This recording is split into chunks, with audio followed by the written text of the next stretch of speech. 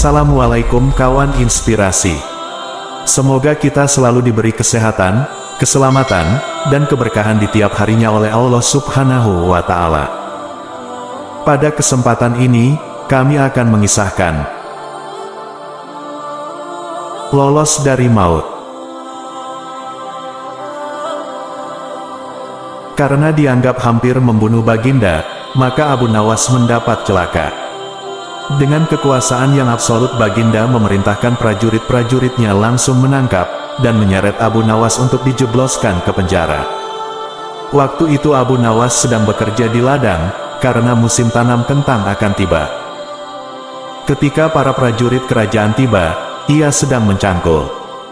Dan tanpa alasan yang jelas, mereka langsung menyeret Abu Nawas, sesuai dengan titah Baginda. Abu Nawas tidak berkutik. Kini ia mendekam di dalam penjara. Beberapa hari lagi kentang-kentang itu harus ditanam, sedangkan istrinya tidak cukup kuat untuk melakukan pencangkulan. Abu Nawas tahu bahwa tetangga-tetangganya tidak akan bersedia membantu istrinya, sebab mereka juga sibuk dengan pekerjaan mereka masing-masing. Tidak ada yang bisa dilakukan di dalam penjara, kecuali mencari jalan keluar. Seperti biasa, Abu Nawas tidak bisa tidur, dan tidak enak makan, ia hanya makan sedikit. Sudah 2 hari ia meringkuk di dalam penjara, wajahnya murung. Hari ketiga, Abu Nawas memanggil seorang pengawal. "Bisakah aku minta tolong kepadamu?" kata Abu Nawas membuka pembicaraan. "Apa itu?" kata pengawal itu tanpa gairah.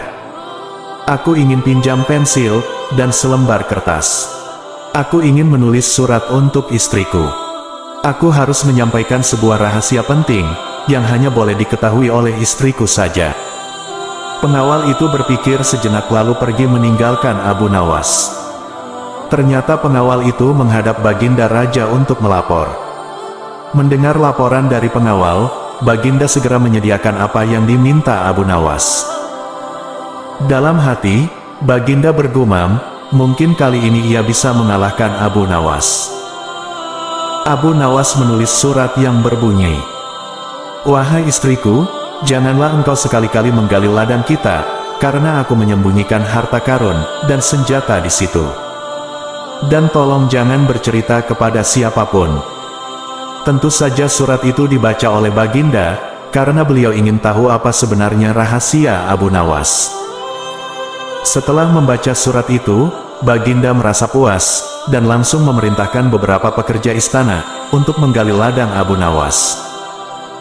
Dengan peralatan yang dibutuhkan, mereka berangkat, dan langsung menggali ladang Abu Nawas.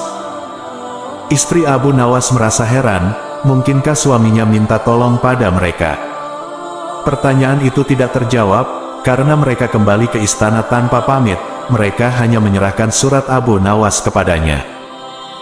5 hari kemudian, Abu Nawas menerima surat dari istrinya.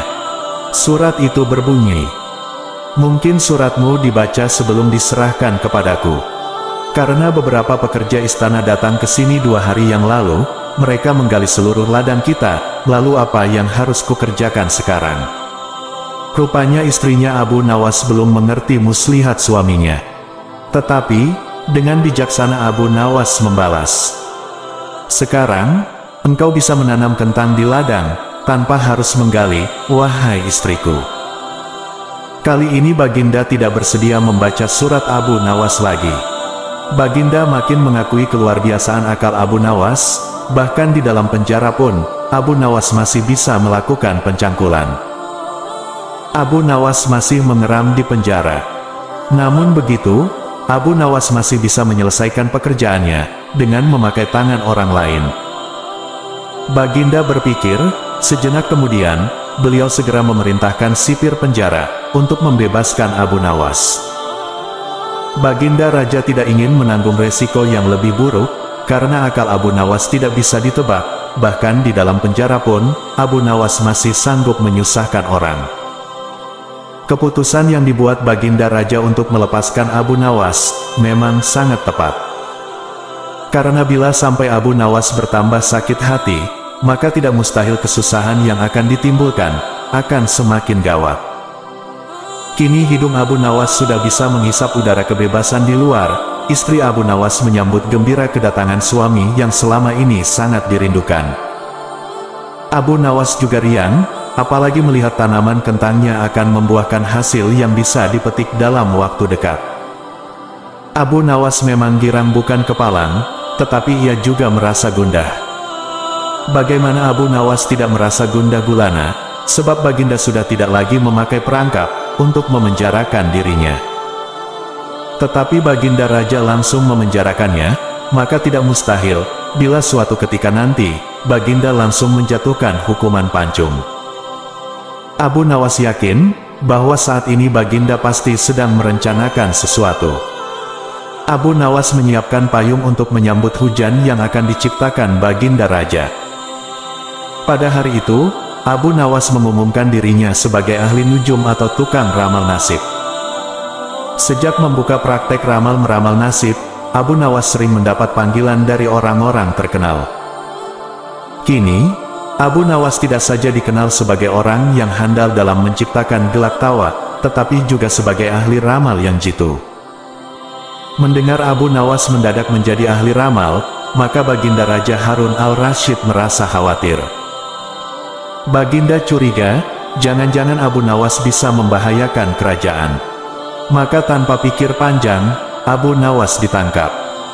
Abu Nawas sejak semula yakin, Baginda Raja kali ini berniat akan menghabisi riwayatnya. Tetapi, Abu Nawas tidak begitu merasa gentar, mungkin Abu Nawas sudah mempersiapkan tameng.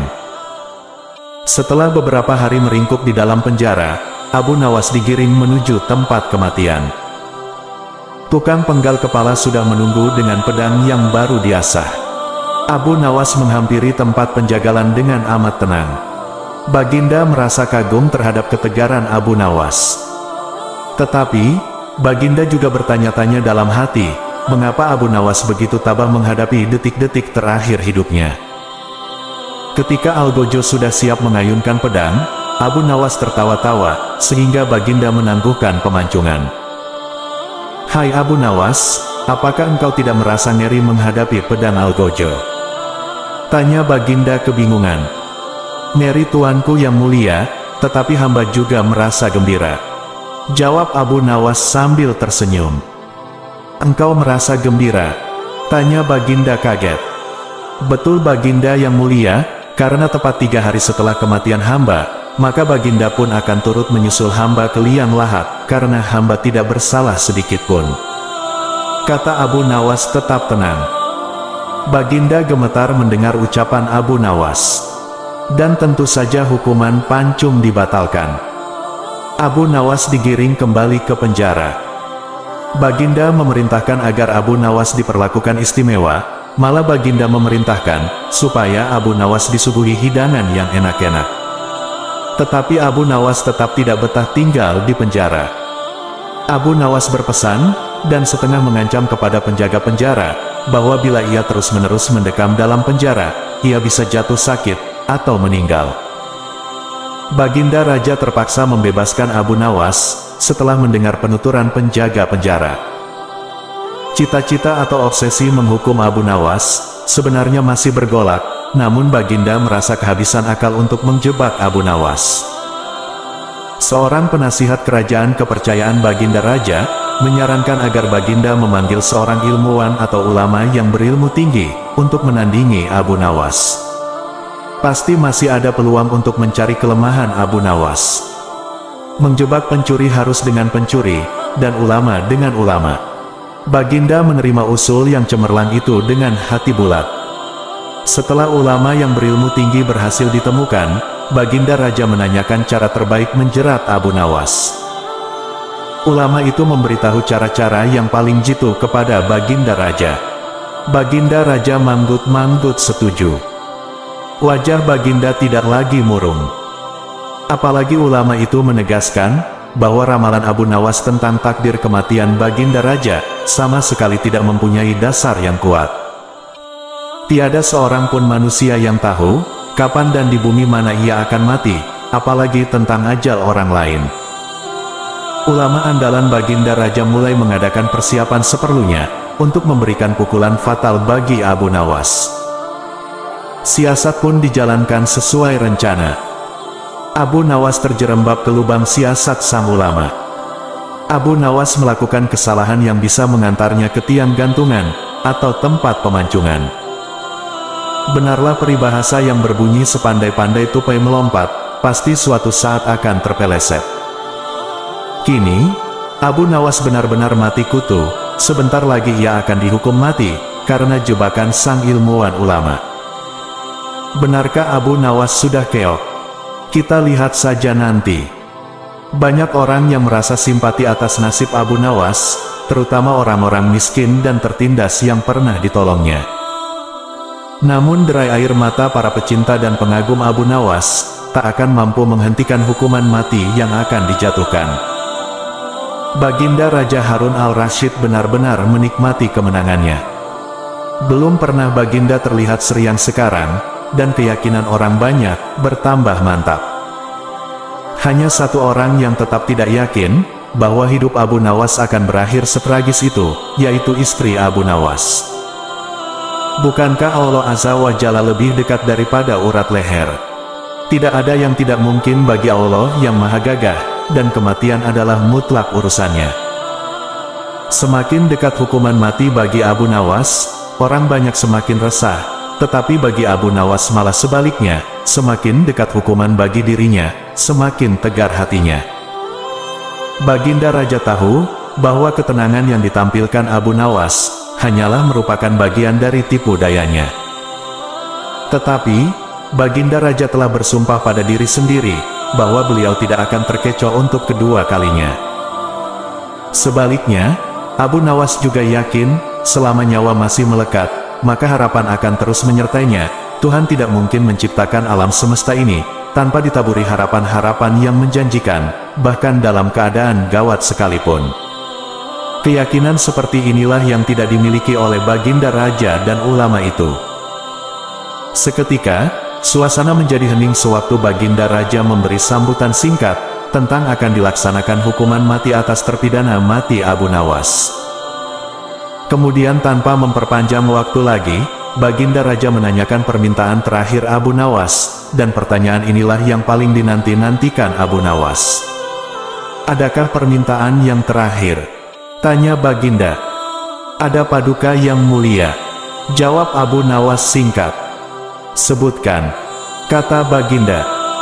"Sudilah kiranya hamba diperkenankan memilih hukuman mati, yang hamba anggap cocok wahai Baginda yang mulia," pinta Abu Nawas. "Baiklah," kata Baginda menyetujui permintaan Abu Nawas. "Paduka yang mulia, yang hamba pinta adalah, bila pilihan hamba benar, hamba bersedia dihukum pancung, tetapi jika pilihan hamba dianggap salah, maka hamba dihukum gantung saja," kata Abu Nawas memohon. "Engkau memang orang yang aneh. Dalam saat-saat yang amat genting pun, engkau masih sempat bersenda gurau. Tetapi ketahuilah, bagiku segala tipu muslihatmu hari ini, tak akan bisa membawamu kemana-mana," kata Baginda sambil tertawa.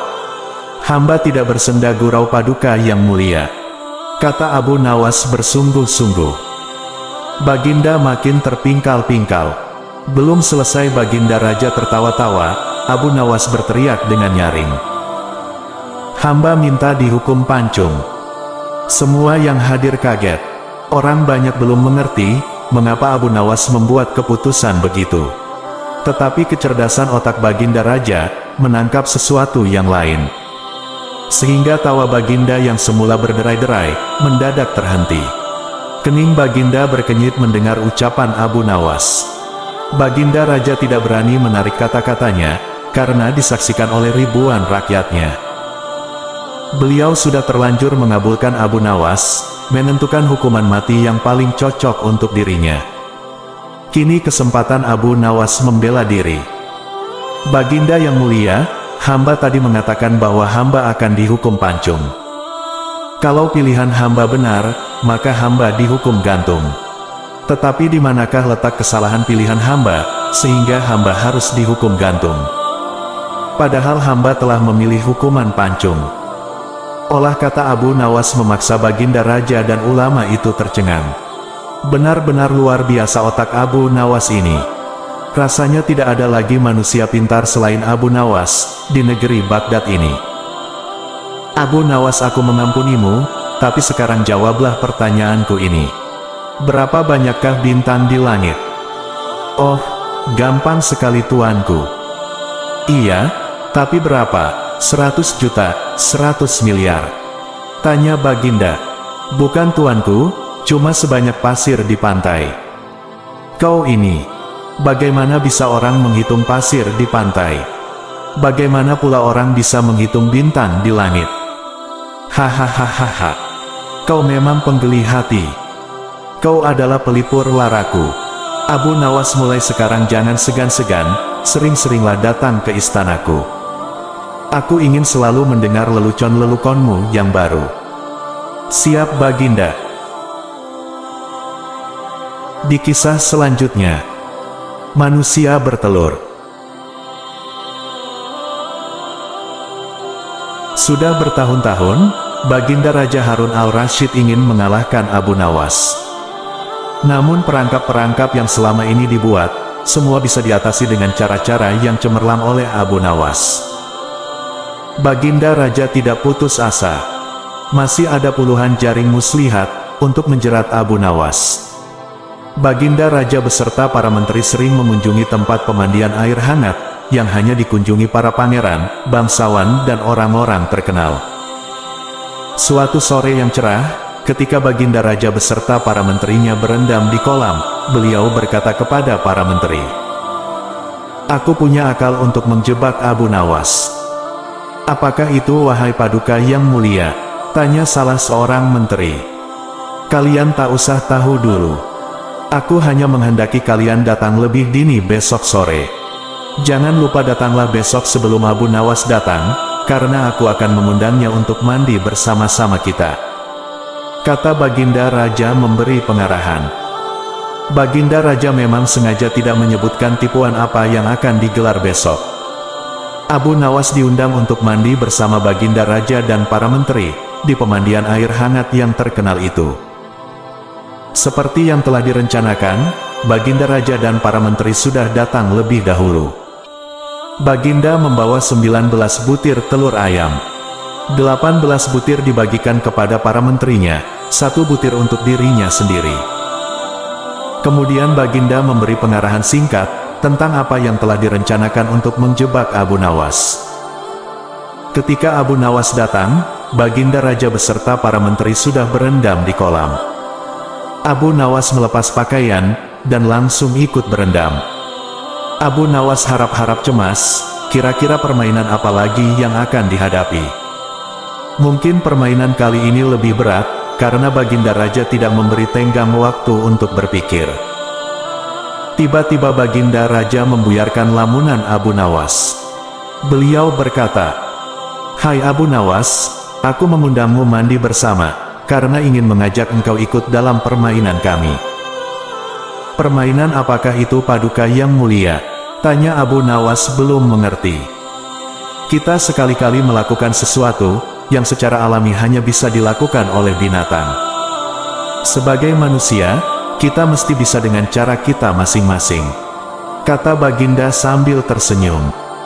"Hamba belum mengerti, Baginda yang mulia," kata Abu Nawas agak ketakutan. "Masing-masing dari kita harus bisa bertelur seperti ayam, dan barang siapa yang tidak bisa bertelur, maka ia harus dihukum," kata Baginda. Abu Nawas tidak berkata apa-apa. Wajahnya nampak murung. Ia semakin yakin, dirinya tak akan bisa lolos dari lubang jebakan Baginda dengan mudah. Melihat wajah Abu Nawas murung, wajah Baginda Raja semakin berseri-seri. "Nah sekarang apalagi yang kita tunggu? Kita menyelam lalu naik ke atas, sambil menunjukkan telur kita masing-masing," perintah Baginda Raja. Baginda Raja dan para menteri mulai menyelam, kemudian naik ke atas satu persatu dengan menenteng sebutir telur ayam. Abu Nawas masih di dalam kolam. Ia tentu saja tidak sempat mempersiapkan telur, karena ia memang tidak tahu kalau ia diharuskan bertelur seperti ayam. Kini Abu Nawas tahu, kalau Baginda Raja dan para menteri telah mempersiapkan telur masing-masing 1 butir. Karena belum ada seorang manusia pun yang bisa bertelur, dan tidak akan pernah ada yang bisa. Karena dadanya mulai terasa sesak, Abu Nawas cepat-cepat muncul ke permukaan kemudian naik ke atas. Baginda Raja langsung mendekati Abu Nawas. Abu Nawas nampak tenang, bahkan ia berlaku aneh. Tiba-tiba saja ia mengeluarkan suara seperti ayam jantan berkokok, keras sekali. Sehingga Baginda dan para menterinya merasa heran. "Ampun tuanku yang mulia, hamba tidak bisa bertelur seperti Baginda dan para menteri," kata Abu Nawas sambil membungkuk hormat. "Kalau begitu engkau harus dihukum," kata Baginda bangga. "Tunggu dulu wahai tuanku yang mulia," kata Abu Nawas memohon. "Apalagi hai Abu Nawas," kata Baginda tidak sabar. "Paduka yang mulia, sebelumnya izinkan hamba membela diri. Sebenarnya kalau hamba mau bertelur, hamba tentu mampu. Tetapi hamba merasa menjadi ayam jantan, maka hamba tidak bertelur.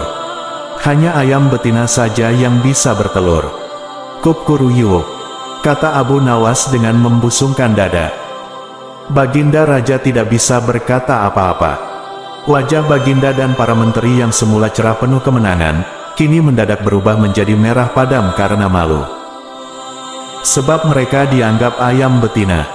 Abu Nawas memang licin, malah kini lebih licin daripada belut. Karena merasa malu, Baginda Raja Harun al-Rasyid dan para menteri segera berpakaian, dan kembali ke istana tanpa mengucapkan sepatah kata pun. Memang Abu Nawas yang tampaknya blon itu, sebenarnya diakui oleh para ilmuwan sebagai ahli mantik, atau ilmu logika. Gampang saja baginya untuk membolak-balikkan dan mempermainkan kata-kata, guna menjatuhkan mental lawan-lawannya.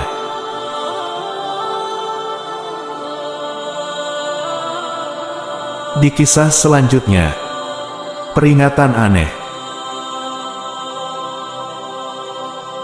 Suatu hari, Abu Nawas dipanggil Baginda.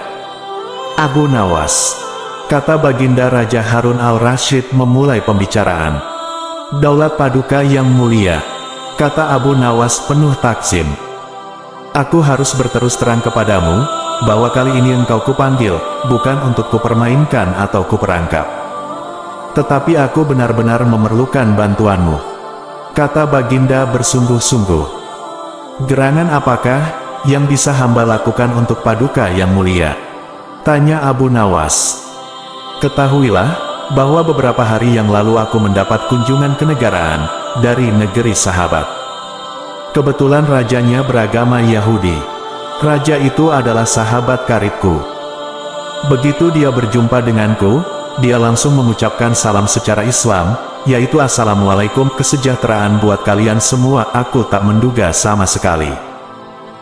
Tanpa pikir panjang, aku menjawab sesuai dengan yang diajarkan oleh agama kita, yaitu kalau mendapat salam dari orang yang tidak beragama Islam, hendaklah engkau jawab dengan Wassalamualaikum, kecelakaan bagi kamu." Tentu saja dia merasa tersinggung. Dia menanyakan, mengapa aku tega membalas salamnya yang penuh doa keselamatan, dengan jawaban yang mengandung kecelakaan. Saat itu sungguh aku tak bisa berkata apa-apa selain diam. Pertemuanku dengan dia selanjutnya tidak berjalan dengan semestinya. Aku berusaha menjelaskan bahwa aku hanya melaksanakan apa yang dianjurkan oleh ajaran agama Islam. Tetapi dia tidak bisa menerima penjelasanku. Aku merasakan bahwa pandangannya terhadap agama Islam tidak semakin baik, tetapi sebaliknya. Dan sebelum kami berpisah, dia berkata, "Rupanya hubungan antara kita mulai sekarang tidak semakin baik, tetapi sebaliknya. Namun bila engkau mempunyai alasan lain yang bisa aku terima, kita akan tetap bersahabat," kata Baginda menjelaskan dengan wajah yang amat murung.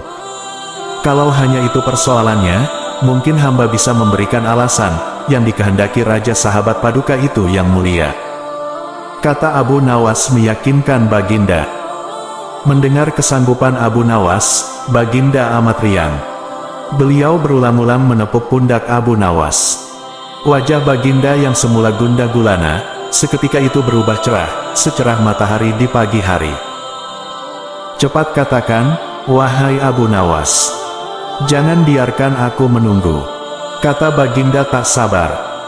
"Baginda yang mulia, memang sepantasnya lah kalau Raja Yahudi itu menghaturkan ucapan salam keselamatan dan kesejahteraan kepada Baginda. Karena ajaran Islam memang menuju keselamatan dari siksa api neraka dan kesejahteraan surga. Sedangkan Raja Yahudi itu tahu, Baginda adalah orang Islam. Bukankah Islam mengajarkan tauhid, yaitu tidak menyekutukan Allah dengan yang lain, juga tidak menganggap Allah mempunyai anak?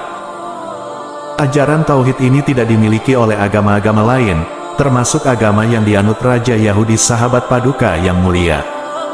Ajaran agama Yahudi menganggap Uzair adalah anak Allah, seperti orang Nasrani beranggapan Isa anak Allah. Maha suci Allah dari segala sangkaan mereka. Tidak pantas Allah mempunyai anak. Sedangkan orang Islam membalas salam dengan ucapan wassalamualaikum, kecelakaan bagi kamu, bukan berarti kami mendoakan kamu agar celaka. Tetapi semata-mata karena ketulusan dan kejujuran ajaran Islam, yang masih bersedia memperingatkan orang lain atas kecelakaan yang akan menimpa mereka, bila mereka tetap berpegang teguh pada keyakinan yang keliru itu, yaitu tuduhan mereka bahwa Allah yang Maha Pengasih mempunyai anak. Abu Nawas menjelaskan. Seketika itu kegundahan Baginda Raja Harun al-Rashid sirna. Kali ini saking gembiranya, Baginda menawarkan Abu Nawas agar memilih sendiri, hadiah apa yang disukai. Abu Nawas tidak memilih apa-apa, karena ia berkeyakinan bahwa tak selayaknya ia menerima upah dari ilmu agama yang ia sampaikan. Di kisah selanjutnya, menjebak pencuri.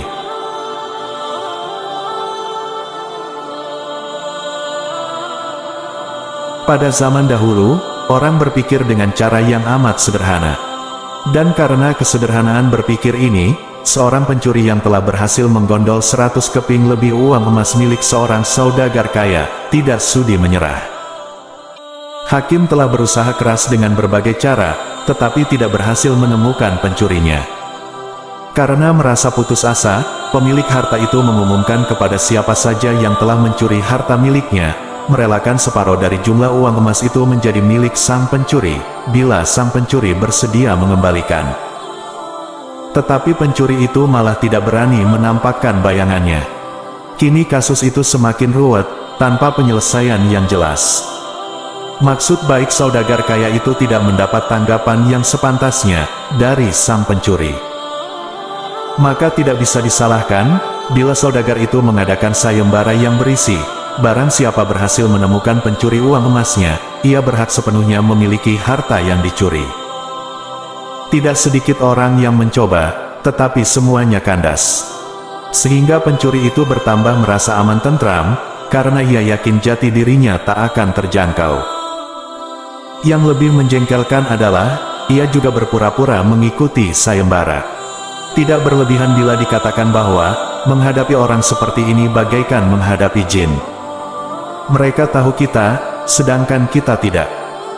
Seorang penduduk berkata kepada hakim setempat, "Mengapa Tuan Hakim tidak minta bantuan Abu Nawas saja?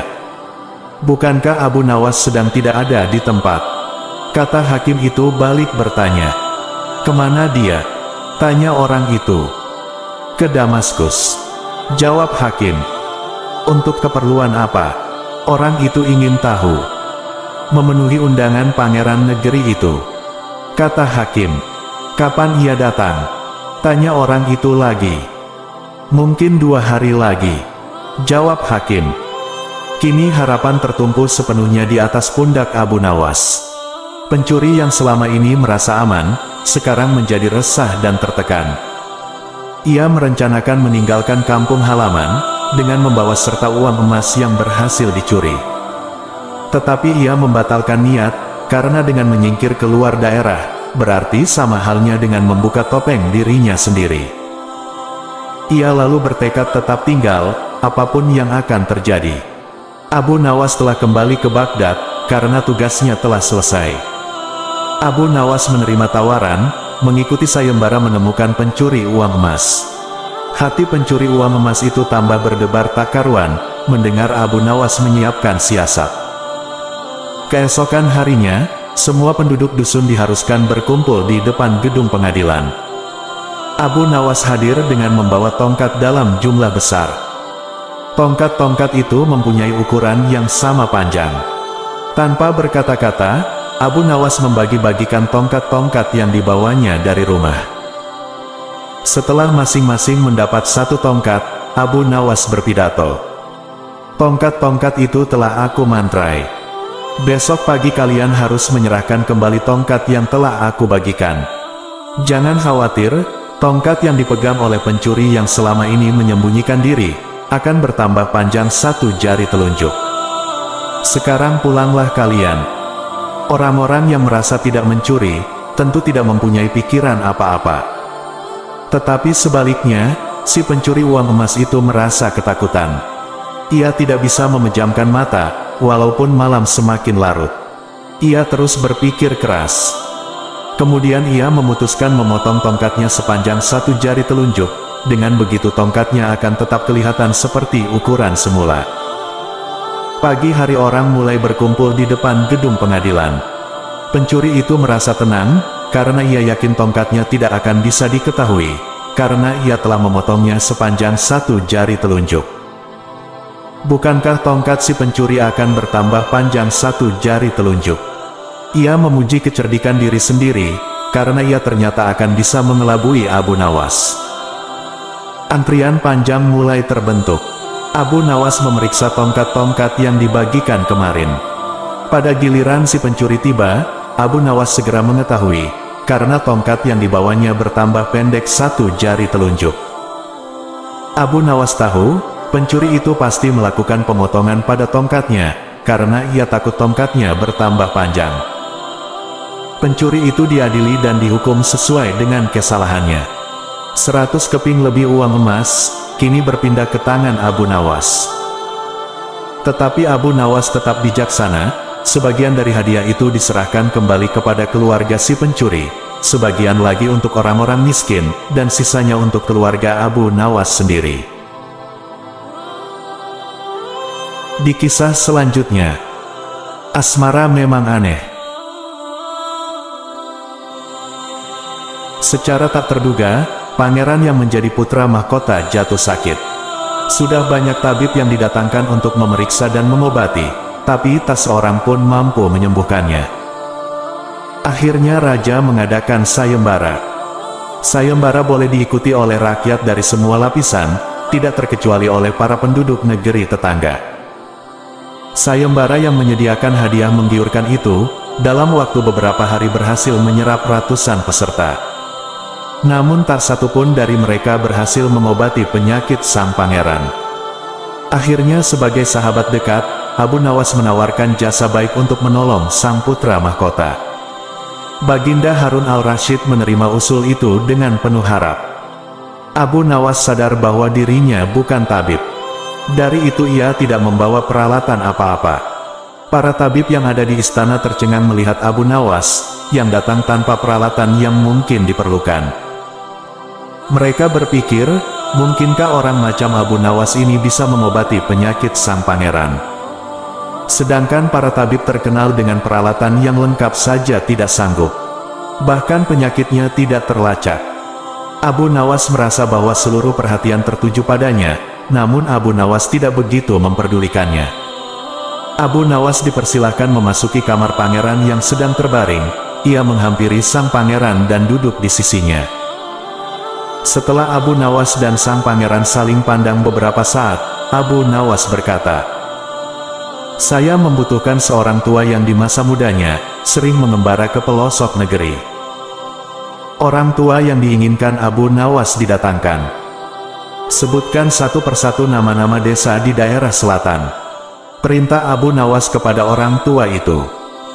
Ketika orang tua itu menyebutkan nama-nama desa bagian selatan, Abu Nawas menempelkan telinganya ke dada sang pangeran. Kemudian Abu Nawas memerintahkan agar menyebutkan bagian utara, barat dan timur. Setelah semua bagian negeri disebutkan, Abu Nawas mohon agar diizinkan mengunjungi sebuah desa di sebelah utara. Raja merasa heran. "Engkau kuundang ke sini bukan untuk bertamasya. Hamba tidak bermaksud berlibur yang mulia," kata Abu Nawas. "Tetapi aku belum paham," kata raja. "Maafkan hamba, Paduka yang mulia. Kurang bijaksana rasanya bila hamba jelaskan sekarang," kata Abu Nawas. Abu Nawas pergi selama 2 hari. Sekembali dari desa itu, Abu Nawas menemui sang pangeran dan membisikkan sesuatu, kemudian menempelkan telinganya ke dada sang pangeran. Lalu Abu Nawas menghadap raja. "Apakah yang mulia masih menginginkan sang pangeran tetap hidup?" tanya Abu Nawas. "Apa maksudmu?" Raja balas bertanya. "Sang pangeran sedang jatuh cinta pada seorang gadis desa di sebelah utara negeri ini," kata Abu Nawas menjelaskan. "Bagaimana kau tahu?" Ketika nama-nama desa di seluruh negeri disebutkan, tiba-tiba degup jantungnya bertambah keras ketika mendengarkan nama sebuah desa di bagian utara negeri ini. Dan sang pangeran tidak berani mengutarakannya kepada Baginda. "Lalu apa yang harus aku lakukan?" tanya raja. "Mengawinkan pangeran dengan gadis desa itu." "Kalau tidak," tawar raja ragu-ragu. "Cinta itu buta. Bila kita tidak berusaha mengobati kebutaannya, maka ia akan mati." Rupanya saran Abu Nawas tidak bisa ditolak. Sang pangeran adalah putra satu-satunya, yang merupakan pewaris tunggal kerajaan. Abu Nawas benar. Begitu mendengar persetujuan sang raja, sang pangeran berangsur-angsur pulih. Sebagai tanda terima kasih, raja memberi Abu Nawas sebuah cincin permata yang amat indah. Di kisah selanjutnya, orang-orang kanibal. Saat itu, Abu Nawas baru saja pulang dari istana setelah dipanggil Baginda. Ia tidak langsung pulang ke rumah, melainkan berjalan-jalan lebih dahulu ke perkampungan orang-orang Badui. Ini memang sudah menjadi kebiasaan Abu Nawas, yang suka mempelajari adat istiadat orang-orang Badui. Pada suatu perkampungan, Abu Nawas sempat melihat sebuah rumah besar, yang dari luar terdengar suara hingar-bingar seperti suara kerumunan puluhan orang.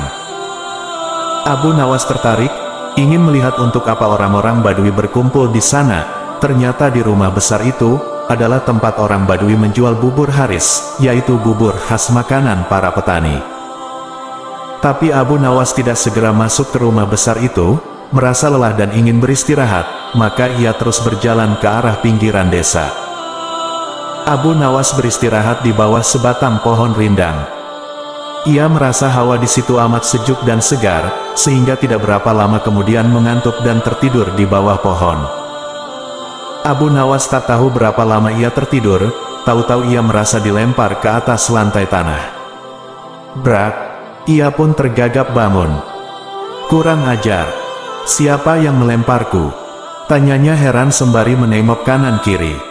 Ternyata ia berada di sebuah ruangan pengap berjeruji besi seperti penjara. "Hai, keluarkan aku! Kenapa aku dipenjara di sini?" Tidak berapa lama kemudian, muncul seorang Badui bertubuh besar. Abu Nawas memperhatikan dengan seksama, ia ingat orang inilah yang menjual bubur haris, di rumah besar di tengah desa. "Jangan teriak-teriak, cepat makan ini," kata orang Badui sembari menyodorkan piring ke lubang ruangan. Abu Nawas tidak segera makan. "Mengapa aku dipenjara?" "Kau akan kami sembelih dan akan kami jadikan campuran bubur haris." "Hah? Jadi yang kau jual di tengah desa itu bubur manusia?" "Tepat. Itulah makanan favorit kesukaan kami." "Kami? Jadi kalian sekampung suka makan daging manusia?" "Lia, termasuk dagingmu, sebab besok pagi kau akan kami sembelih." "Sejak kapan kalian makan daging manusia?" "Oh, sejak lama. Setidaknya sebulan sekali kami makan daging manusia." "Dari mana saja kalian dapatkan daging manusia?"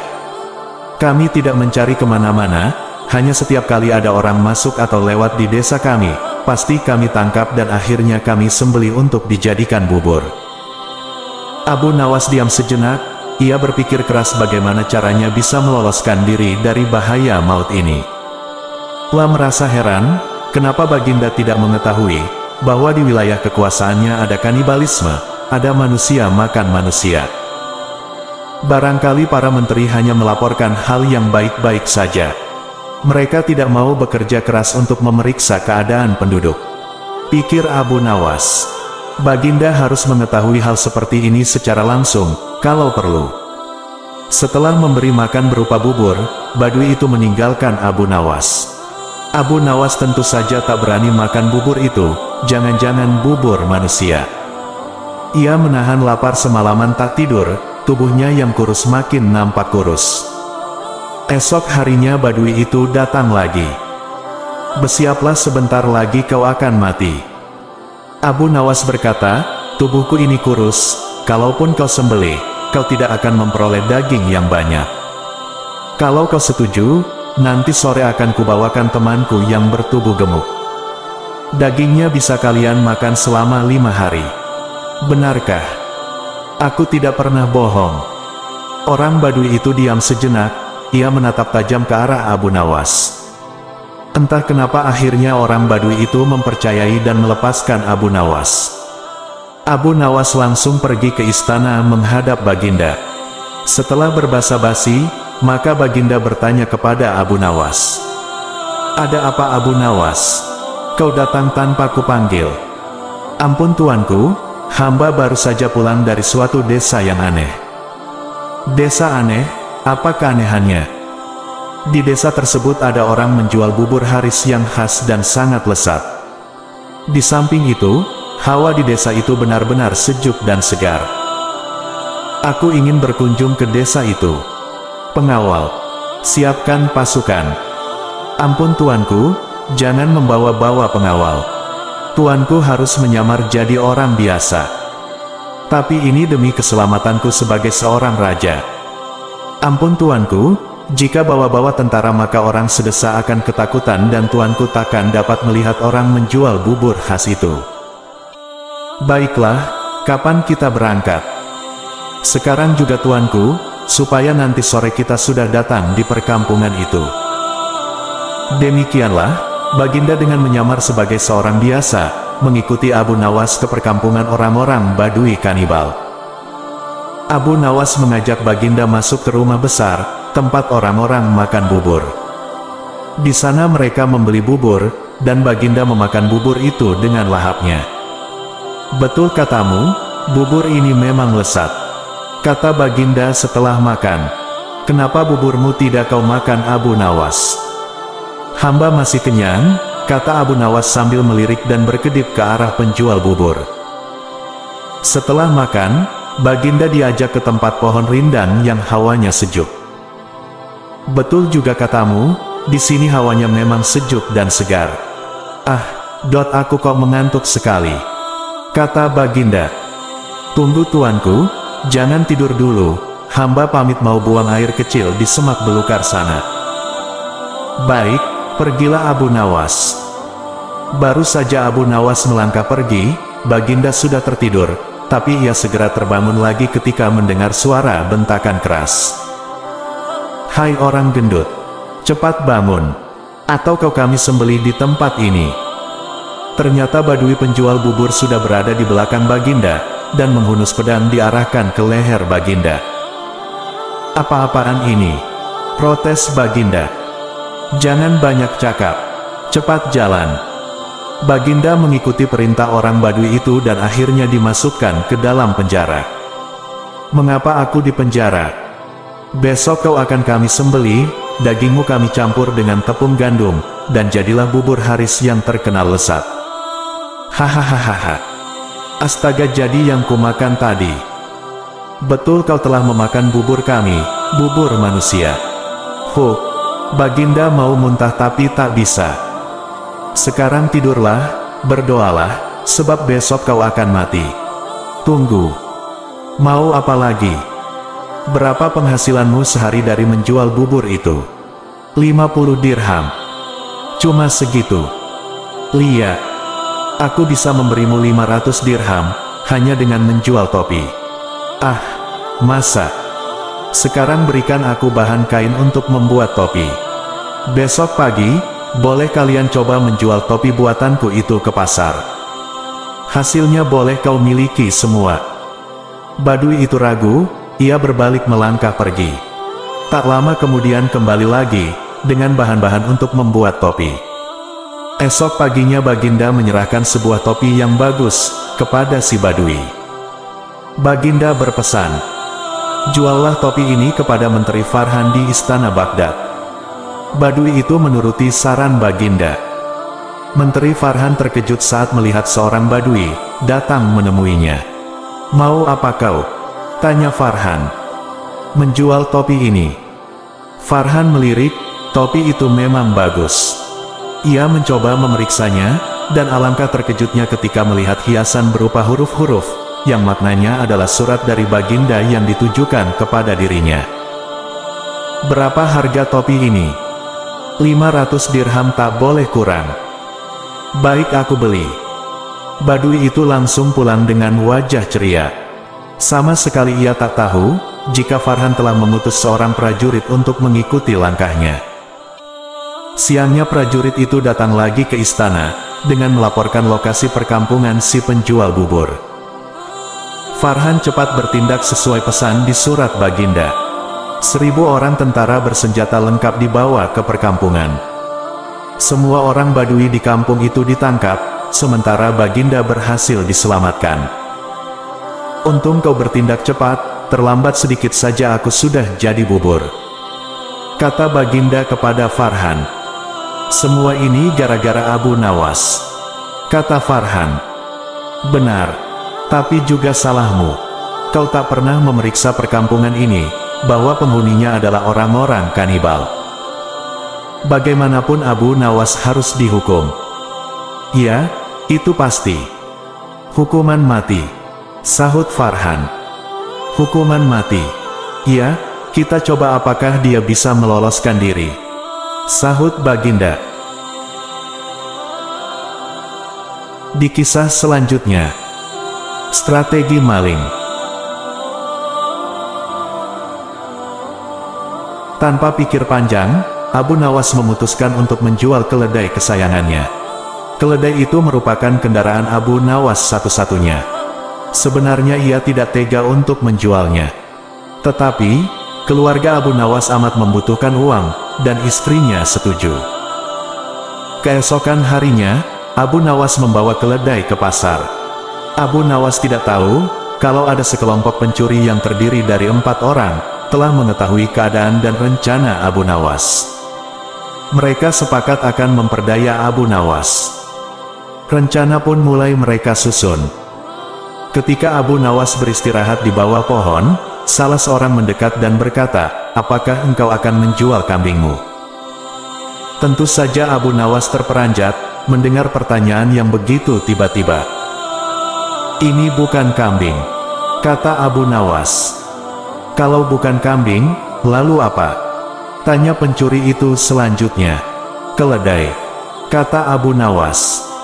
Kalau engkau yakin itu keledai, jual saja ke pasar dan tanyakan pada mereka, kata komplotan pencuri itu sambil berlalu. Abu Nawas tidak terpengaruh. Kemudian ia meneruskan perjalanannya. Ketika Abu Nawas sedang menunggang keledai, pencuri kedua menghampirinya dan berkata, mengapa kau menunggang kambing? Ini bukan kambing tapi keledai. Kalau itu keledai, aku tidak bertanya seperti itu, dasar orang aneh. Kambing kok dikatakan keledai? Kalau ini kambing aku tidak akan menungganginya, jawab Abu Nawas tanpa ragu. Kalau engkau tidak percaya, pergilah ke pasar, dan tanyakan pada orang-orang di sana, kata pencuri kedua sambil berlalu. Abu Nawas belum terpengaruh, dan ia tetap berjalan menuju pasar. Pencuri ketiga datang menghampiri Abu Nawas. Hai Abu Nawas, akan kau bawa kemana kambing itu? Kali ini Abu Nawas tidak segera menjawab. Ia mulai ragu, sudah 3 orang mengatakan, kalau hewan yang dibawanya adalah kambing. Pencuri ketiga tidak menyia-nyiakan kesempatan. Ia makin merecoki otak Abu Nawas. Sudahlah, Biarpun kau bersikeras hewan itu adalah keledai, nyatanya itu adalah kambing, kambiting. Abu Nawas berhenti sejenak, untuk beristirahat di bawah pohon. Pencuri keempat melaksanakan strategi busuknya. Ia duduk di samping Abu Nawas, dan mengajak tokoh cerdik ini untuk berbincang-bincang. "Aha, bagus sekali kambingmu ini." Pencuri keempat membuka percakapan. "Kau juga yakin ini kambing?" tanya Abu Nawas. "Loh, iya jelas sekali kalau hewan ini kambing. Berapa kau mau membayarnya?" 3 dirham. Abu Nawas setuju. Setelah menerima uang dari pencuri keempat, kemudian Abu Nawas langsung pulang. Setiba di rumah, Abu Nawas dimarahi istrinya. "Jadi keledai itu hanya engkau jual 3 dirham, lantaran mereka mengatakan bahwa keledai itu kambing."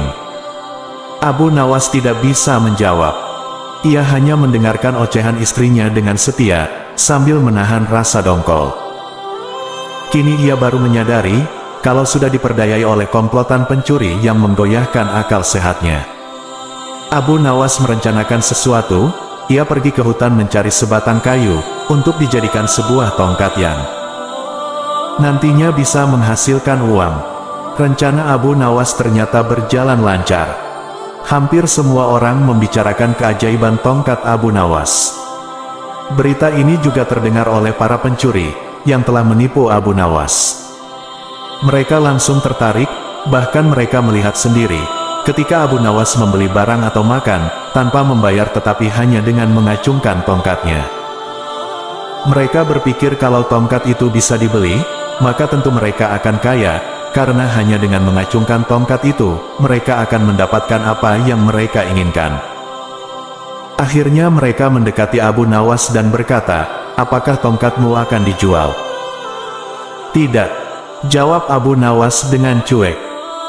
"Tetapi kami bersedia membeli dengan harga yang amat tinggi," kata mereka. "Berapa?" kata Abu Nawas pura-pura merasa tertarik. 100 dinar uang emas, kata mereka tanpa ragu-ragu.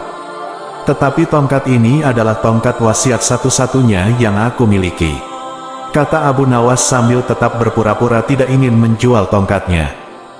"Dengan uang 100 dinar, engkau sudah bisa hidup enak," kata mereka makin penasaran.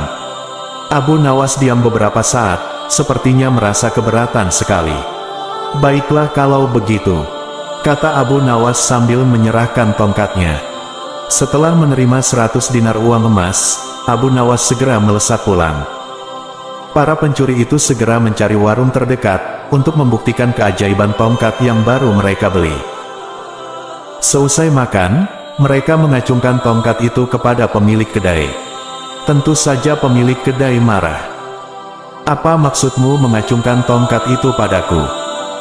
Bukankah Abu Nawas juga mengacungkan tongkat ini, dan engkau membebaskannya?" tanya para pencuri itu.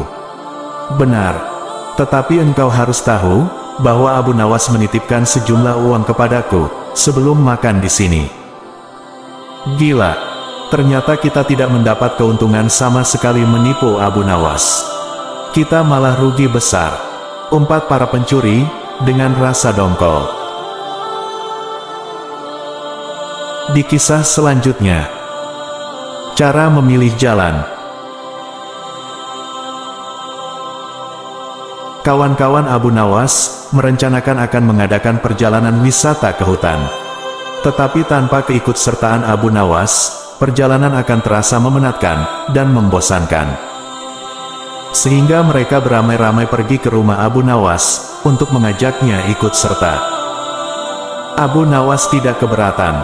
Mereka berangkat dengan mengendarai keledai masing-masing, sambil bercengkrama. Tak terasa mereka telah menempuh hampir separuh perjalanan. Kini mereka tiba di pertigaan jalan, yang jauh dari perumahan penduduk. Mereka berhenti karena mereka ragu-ragu. Setahu mereka, kedua jalan itu memang menuju ke hutan, tetapi hutan yang mereka tuju adalah hutan wisata. Bukan hutan yang dihuni binatang-binatang buas, yang justru akan membahayakan jiwa mereka. Abu Nawas hanya bisa menyarankan, untuk tidak meneruskan perjalanan, karena bila salah pilih, maka mereka semua tak akan pernah bisa kembali. Bukankah lebih bijaksana, bila kita meninggalkan sesuatu yang meragukan? Tetapi salah seorang dari mereka tiba-tiba berkata, "Aku mempunyai 2 orang sahabat, yang tinggal dekat semak-semak sebelah sana. Mereka adalah saudara kembar. Tak ada seorang pun yang bisa membedakan keduanya, karena rupa mereka begitu mirip. Yang satu selalu berkata jujur, sedangkan yang lainnya selalu berkata bohong. Dan mereka adalah orang-orang aneh, karena mereka hanya mau menjawab satu pertanyaan saja. Apakah engkau mengenali salah satu dari mereka, yang selalu berkata benar?" tanya Abu Nawas. "Tidak," jawab kawan Abu Nawas singkat. "Baiklah, kalau begitu kita beristirahat sejenak," usul Abu Nawas. Abu Nawas makan daging dengan madu, bersama kawan-kawan. Seusai makan, mereka berangkat menuju ke rumah yang dihuni 2 orang kembar bersaudara. Setelah pintu dibuka, maka keluarlah salah seorang dari 2 orang kembar bersaudara itu. "Maaf, aku sangat sibuk hari ini. Engkau hanya boleh mengajukan 1 pertanyaan saja. Tidak boleh lebih," katanya. Kemudian Abu Nawas menghampiri orang itu, dan berbisik. Orang itu pun juga menjawab dengan cara berbisik pula kepada Abu Nawas. Abu Nawas mengucapkan terima kasih dan segera mohon diri. "Hutan yang kita tuju melewati jalan sebelah kanan," kata Abu Nawas mantap kepada kawan-kawan. "Bagaimana kau bisa memutuskan harus menempuh jalan sebelah kanan? Sedangkan kita tidak tahu, apakah orang yang kita tanya itu orang yang selalu berkata benar, atau yang selalu berkata bohong?" tanya salah seorang dari mereka. "Karena orang yang kutanya, menunjukkan jalan yang sebelah kiri," kata Abu Nawas. Karena masih belum mengerti juga, maka Abu Nawas menjelaskan, "Tadi aku bertanya, apa yang akan dikatakan saudaramu, bila aku bertanya jalan yang mana, yang menuju hutan yang indah? Bila jalan yang benar itu sebelah kanan, dan bila orang itu kebetulan yang selalu berkata benar, maka ia akan menjawab, jalan sebelah kiri, karena ia tahu saudara kembarnya akan mengatakan jalan sebelah kiri, sebab saudara kembarnya selalu berbohong.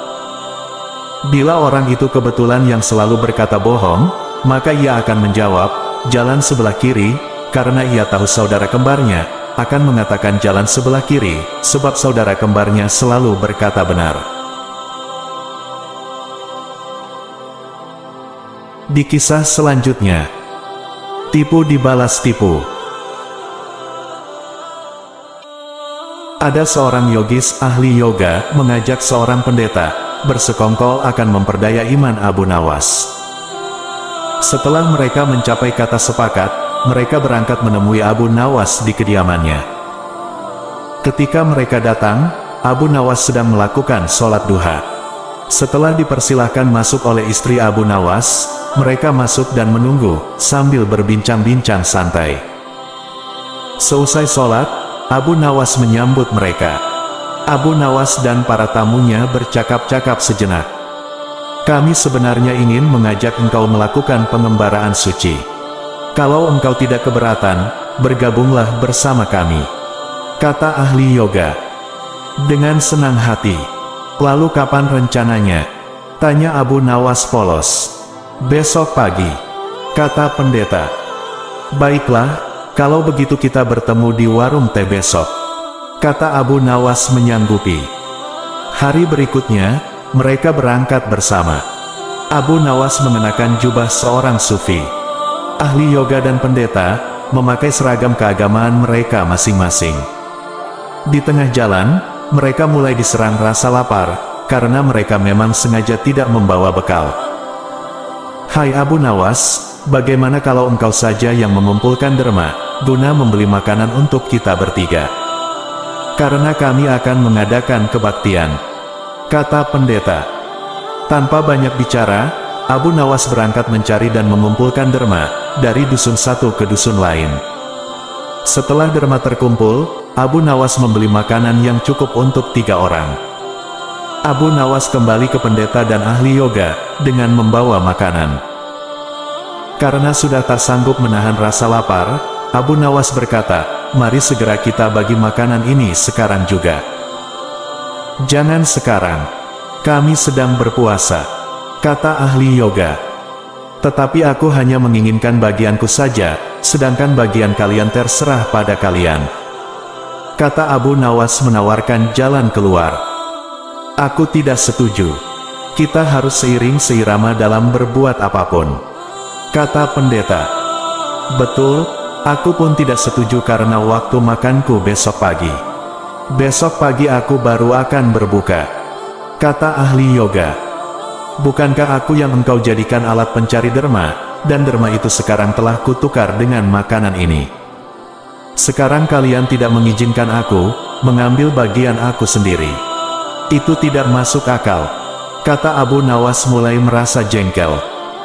Namun begitu, pendeta dan ahli yoga tetap bersikeras tidak mengizinkan Abu Nawas mengambil bagian yang menjadi haknya.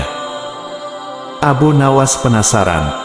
Ia mencoba sekali lagi meyakinkan kawan-kawan agar mengizinkan ia memakan bagiannya. Tetapi mereka tetap saja menolak. Abu Nawas benar-benar merasa jengkel dan marah. Namun Abu Nawas tidak memperlihatkan sedikit pun kejengkelan dan kemarahannya. "Bagaimana kalau kita mengadakan perjanjian?" kata pendeta kepada Abu Nawas. "Perjanjian apa?" tanya Abu Nawas. "Kita adakan lomba. Barang siapa di antara kita bermimpi paling indah, maka ia akan mendapat bagian yang terbanyak, yang kedua lebih sedikit, dan yang terburuk akan mendapat paling sedikit." Pendeta itu menjelaskan. Abu Nawas setuju. Ia tidak memberi komentar apa-apa. Malam semakin larut, embun mulai turun ke bumi. Pendeta dan ahli yoga mengantuk dan tidur. Abu Nawas tidak bisa tidur, ia hanya berpura-pura tidur. Setelah merasa yakin kawan-kawan sudah terlelap, Abu Nawas menghampiri makanan itu. Tanpa berpikir dua kali, Abu Nawas memakan habis makanan itu, hingga tidak tersisa sedikit pun. Setelah merasa kekenyangan, Abu Nawas baru bisa tidur. Keesokan hari mereka bangun hampir bersamaan.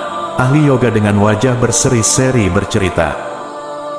"Tadi malam aku bermimpi memasuki sebuah taman, yang mirip sekali dengan nirvana. Aku merasakan kenikmatan, yang belum pernah kurasakan sebelumnya dalam hidup ini." Pendeta mengatakan, bahwa mimpi ahli yoga benar-benar menakjubkan. Betul-betul luar biasa. Kemudian giliran pendeta menceritakan mimpinya. "Aku seolah-olah menembus ruang dan waktu. Dan ternyata memang benar, aku secara tidak sengaja berhasil menyusup ke masa silam, di mana pendiri agamaku hidup. Aku bertemu dengan beliau, dan yang lebih membahagiakan adalah aku diberkatinya." Ahli yoga juga memuji-muji kehebatan mimpi pendeta.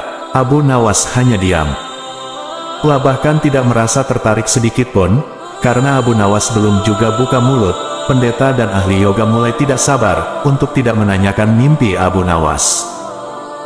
"Kalian tentu tahu Nabi Daud alaihi salam, beliau adalah seorang nabi yang ahli berpuasa.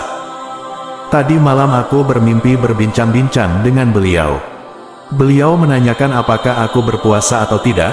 Aku katakan aku berpuasa, karena aku memang tidak makan sejak dini hari. Kemudian beliau menyuruhku segera berbuka, karena hari sudah malam. Tentu saja aku tidak berani mengabaikan perintah beliau. Aku segera bangun dari tidur, dan langsung menghabiskan makanan itu," kata Abu Nawas tanpa perasaan bersalah secuil pun. Sambil menahan rasa lapar yang menyayat-nyayat, pendeta dan ahli yoga saling berpandangan satu sama lain. Kejengkelan Abu Nawas terobati. Kini mereka sadar bahwa tidak ada gunanya coba-coba mempermainkan Abu Nawas, pasti hanya akan mendapat celaka sendiri. Di kisah selanjutnya, tugas yang mustahil.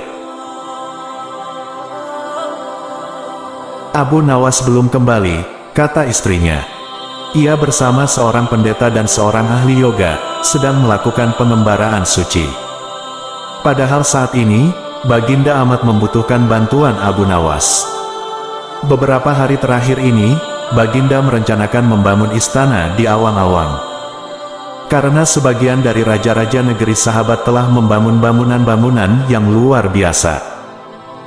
Baginda tidak ingin menunggu Abu Nawas lebih lama lagi. Beliau mengutus beberapa orang kepercayaannya untuk mencari Abu Nawas. Mereka tidak berhasil menemukan Abu Nawas, karena Abu Nawas ternyata sudah berada di rumah ketika mereka baru berangkat. Abu Nawas menghadap Baginda Raja Harun al-Rasyid. Baginda amat riang. Saking gembiranya, beliau mengajak Abu Nawas bergurau. Setelah saling tukar-menukar cerita-cerita lucu, lalu Baginda mulai mengutarakan rencananya.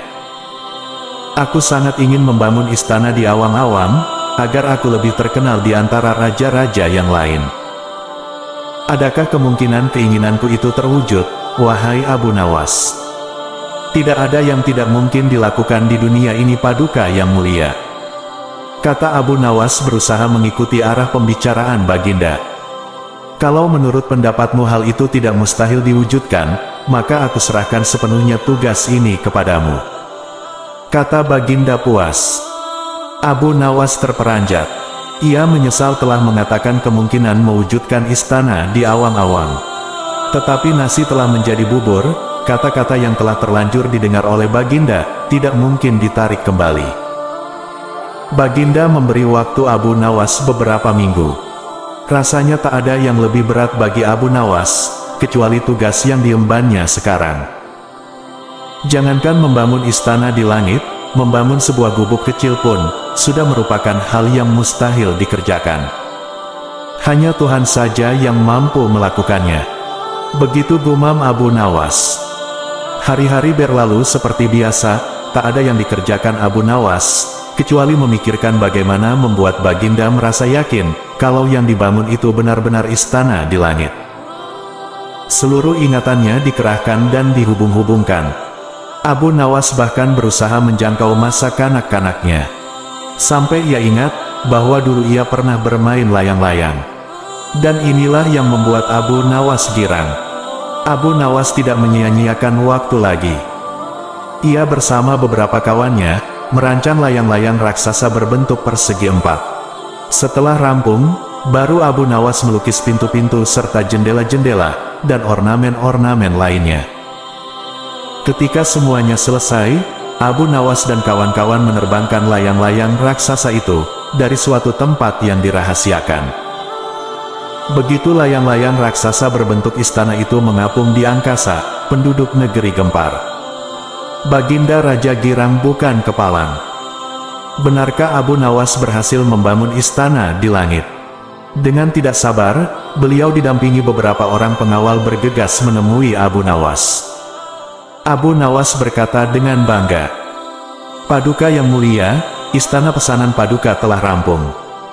Engkau benar-benar hebat wahai Abu Nawas. Kata Baginda memuji Abu Nawas.